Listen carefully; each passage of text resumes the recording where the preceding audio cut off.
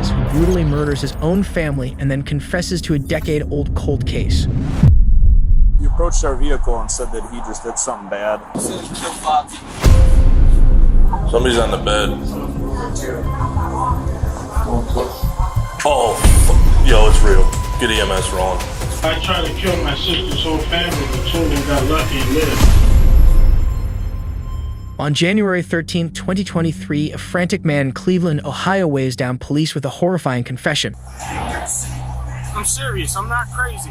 And you could go to the address and verify. The address is 3719 Mac Court. But I want you to handcuff me first. All right, let me pull up really quick. What the hell is going on, dude? What the hell, dude? Hold on, I got us.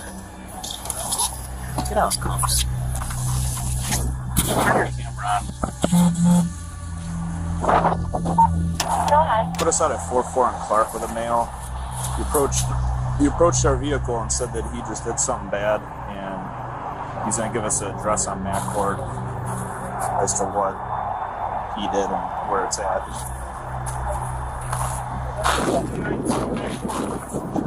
3719 Mac Court.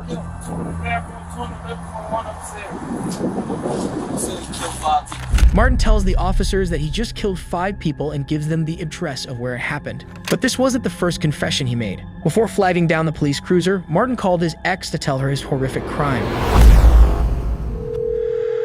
Can I help you? Hi, Kara. I got a phone call from my ex-boyfriend that he just killed his whole family, and his mother's on his way there to the house. He said he killed with his sister, brother-in-law, 2 kids, and his sister's father. Okay, ma'am, hold on 1 second. He said he texted you this? No, he called me to tell me that. You think he's serious? When the first time he called, he was crying and told me that he loved me, that he's always going to love me, and he's never going to see me again, and he was very highly upset and then hung up. When I called him back several times, he refused to answer. Okay, can you name out the people again you said who he said he killed? It's his sister. Her name is Angelique. The husband, Tone. 2 kids. 117, I think the other little girl 6. And the father, his name is Angel. Does he have any mental or physical disabilities?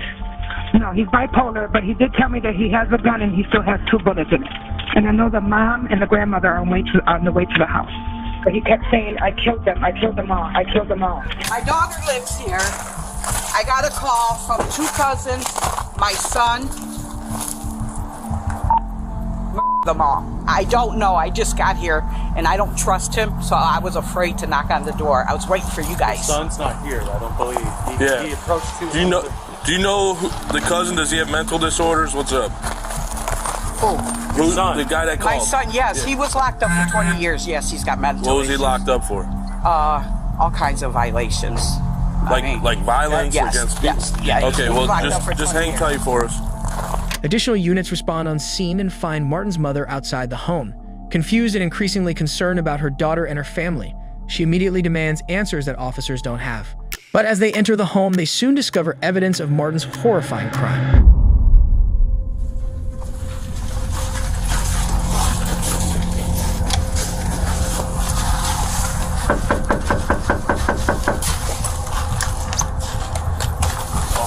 Yeah. 525 radio. The front door is open. It's just unlocked. It's not all the way open. Copy. You want me to walk in first and call my grandkids? No, man. No. Who else is Sarge, supposed to live here? My given daughter, permission to go inside his... husband. Have you tried to call her? I called all of them. No one's answering. Now just Her car's not here. supposed to be upstairs though? Hey, we don't need permission. Hello? We had 2 emails Hey, we don't need permission. en route to the location. I wasn't notified of anyone being inside. Cleveland Police! You're not enough to know if you can get anyone through the door. I don't know. I was just waiting for it. I called the cops. I gotta have the cops come. I don't know. They're going in and out. Oh, shit. Cleveland Police! Somebody's on the bed. Oh, yo, it's real. Get EMS rolling. The officers find multiple victims immediately upon entering the home and will soon find 5 in all shot by Martin. 34-year-old Angelic Gonzalez, her husband Tun, 16-year-old Jaden, and her 70-year-old father Juan Hernandez all died from their injuries.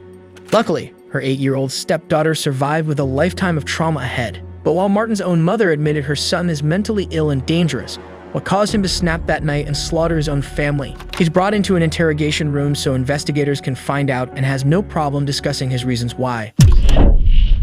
Detective Schultz and I, Chuck and I, were really not too up to speed on what all is taking place here this evening. Well, I tried to kill my sister's whole family, but 2 of them got lucky and lived. 2 of them got lucky and lived. The other 3 didn't. What prompted that? Anything specific? Just the way people treat me. Okay. You know, I came home from prison.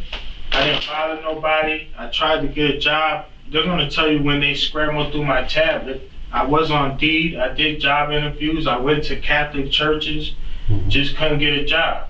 And then they make food, but they eat it all. So by the time I get to it, there's nothing to eat. And all they tell me is that's my business. Okay.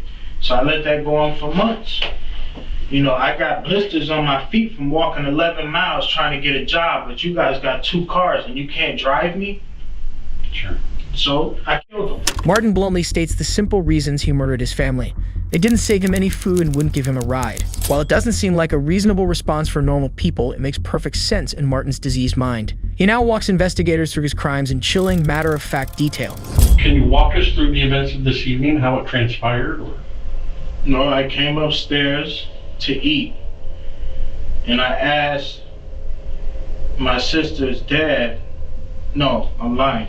I asked Jaden, her son, I said, yo, where is the rest of the food at? He said, no, it's gone. I'm like, what you mean it's gone? I didn't even eat yet.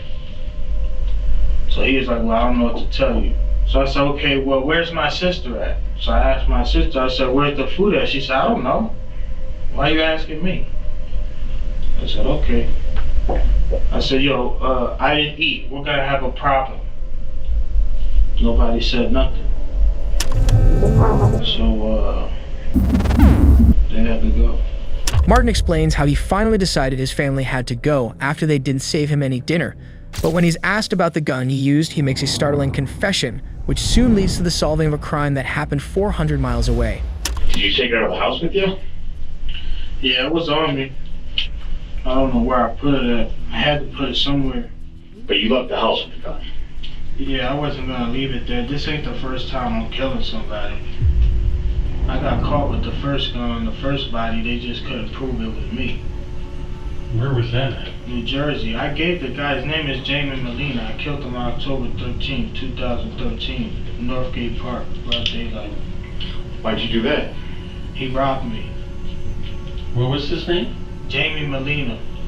You can call him and verify if you like. Martin tells detectives multiple details of Jamie's murder, but when asked why he immediately turned himself in for his most recent crime, he gives a startling answer. We were at Clark Avenue, is that where you flagged on the police? Yeah, I guess. I just want to see any cop, man, just so I can go back home. I don't belong on the streets. I don't.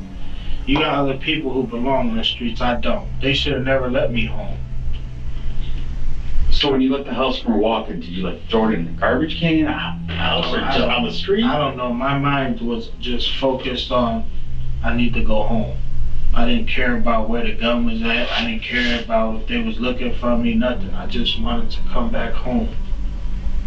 Where's home? The box. I don't want nothing else.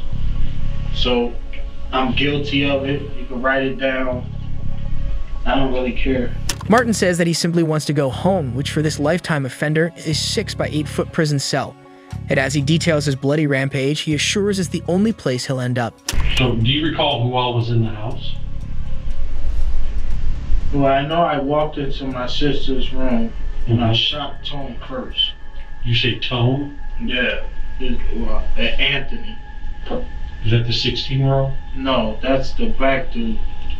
I shot him first. The boyfriend? My sister's husband. Okay.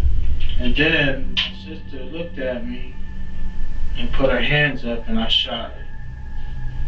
And then I walked out the room, and my niece told me, "How you doing?" And I didn't want to shoot her. I didn't want her to die, so I didn't shoot her in the head. The boy I shot in the head. Then I went upstairs and I shot him in the face. Who? Angel. And then I came back downstairs and I walked back in my sister's room and I shot Tone again. And then I went next to my sister and I put a bullet in the back of her head. The guy upstairs that died, he used to beat me as a kid. And he got away with it because nobody would listen to me when I used to ask for help. Nobody listened. Who is he? He raised me. Angel, you said? Yeah, he raised me. He used to beat out of me, you know, have me kneeling down on heater vents and digging holes. And he bought a snakeskin belt. I used to have to do push-ups, so he smacked me in the back of the head. He used to take toolboxes and slap me with it, throw bricks at me. The last thing was he bought a bullwhip, and that's when I ran away. So I killed him. Martin soon gets his wish and is charged with 4 counts of aggravated murder and 1 count of attempted aggravated murder. He was sentenced to 4 consecutive life sentences.